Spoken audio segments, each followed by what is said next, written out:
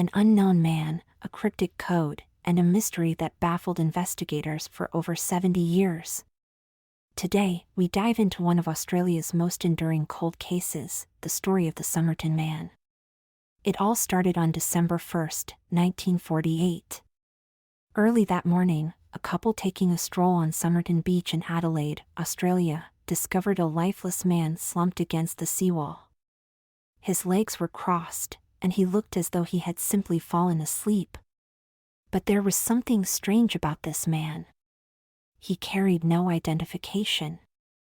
In fact, the labels on his clothing had been carefully removed, making him a man with no name.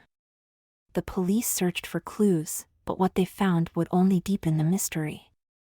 A few days after the discovery, police found a tiny piece of paper in the man's pocket. On it were the words "Tamam Shud," which means finished or ended in Persian.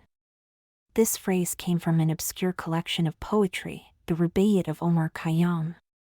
As if things weren't strange enough, a copy of the Rubaiyat was found in a nearby man's car. Inside, there was a code, several jumbled letters that investigators believed were some kind of cryptic message. But to this day, no one has been able to definitively crack it. One of the most intriguing leads came when a local nurse named Jessica Thompson, also known as Justin, was linked to the case. Her phone number was found written inside the Rubaiyat. When police questioned her, she claimed she didn't know the man, but her reaction when shown a bust of the Summerton Man's face was telling. According to the officers present, she appeared visibly shaken. Some even believed she knew more than she was letting on. But what was the connection? Was the Summerton Man a spy, as some have theorized, or was he involved in a love affair that ended tragically? For decades, the case remained a cold, unsolvable enigma.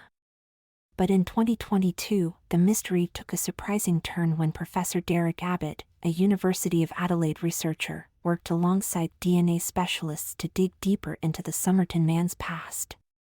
Through advanced DNA analysis, Abbott and his team were finally able to give this man a name, Charles Webb. Webb was a 43-year-old electrical engineer from Melbourne who had been estranged from his family. But while we now know his identity, the key question remains: what brought Charles Webb to Somerton Beach? And why did he end up dead, with no identification, and an air of mystery surrounding his final days? Some believe Webb may have committed suicide.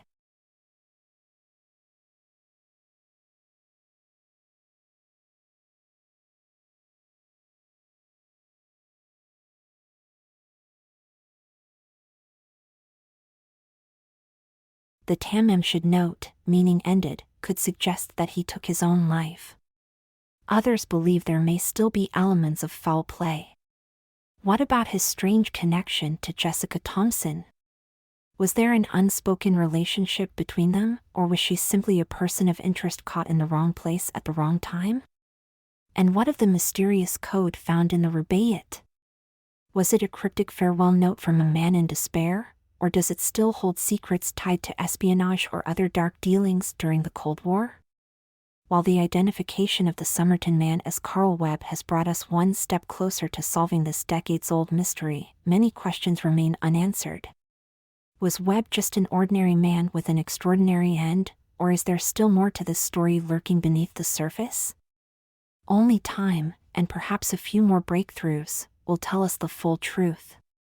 What do you think really happened to the Summerton Man? Was it suicide, murder, or something else entirely? Let us know your theories in the comments below. And don't forget to hit that subscribe button for more deep dives into the world's most enduring mysteries. Thanks for watching.